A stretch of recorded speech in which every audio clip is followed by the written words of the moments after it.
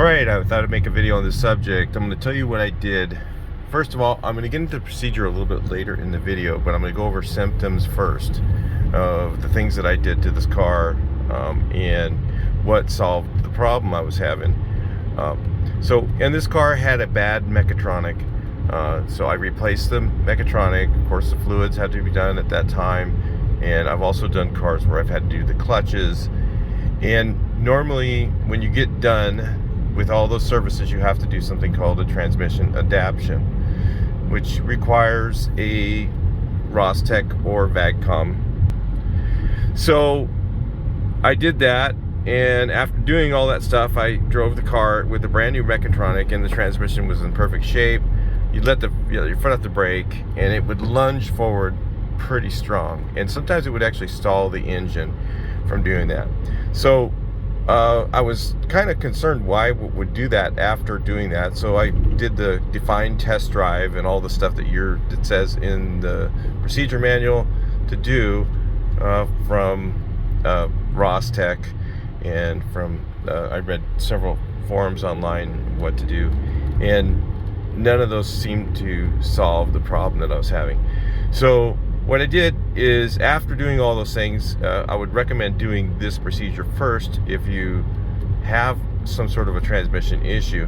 I think it would probably solve two types of issues. If you let out the brake and the car lunges, or if you're on a hill and it doesn't act right when you let your foot off the brake, or if you let your foot off the brake and the car doesn't move much, I think that resetting the transmission is probably the key thing to do.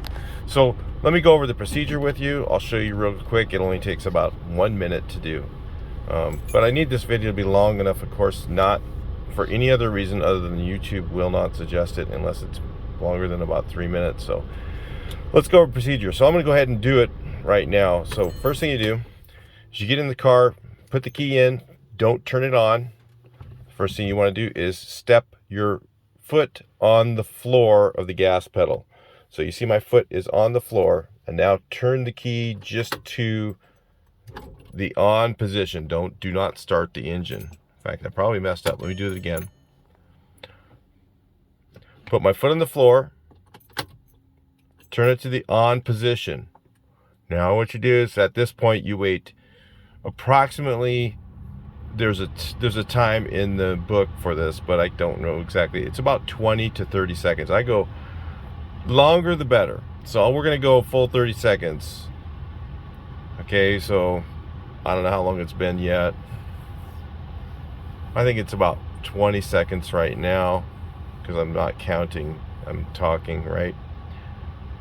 So we're at about I'd say about 30 seconds right here. So the next thing you do is take your foot off the brake, off the gas, put it on the brake, start the engine. Now your transmission is reset. The problem I was having when I let off the brake is it would lunge forward really strong. It's not doing that now, if you notice. So if you're having a problem like that, or if you just want to try it to see if it'll solve some of your transmission issues, that would probably be a good idea for you. Some of the other things you might run into are codes in your transmission. So this doesn't have any codes. If you had codes, let's go over a couple of them. There's one, if you look up the code and it says, I'm trying to think of what it said, the number, I don't remember the number, but it said implausible gear shift, something in that nature. Generally that is the clutches, and if it says clutch limit, something like clutch limit reached, that's also the clutches. I do have videos on how to do the clutches. I'm not sure which channel I put them on, but I did make some videos out there, so you can search for those on YouTube, how to do the clutches. They're really not that hard to do, and the other thing that can go bad on these is the flywheel. So generally the problems with your Volkswagens are, one is lack of maintenance. Every 40,000 miles, you're supposed to do your transmission oil change. Most people don't do it, and then what the dealer does is if you have a failed mechatronic, they'll be like, oh, well, did you show me your proof that you did your oil changes?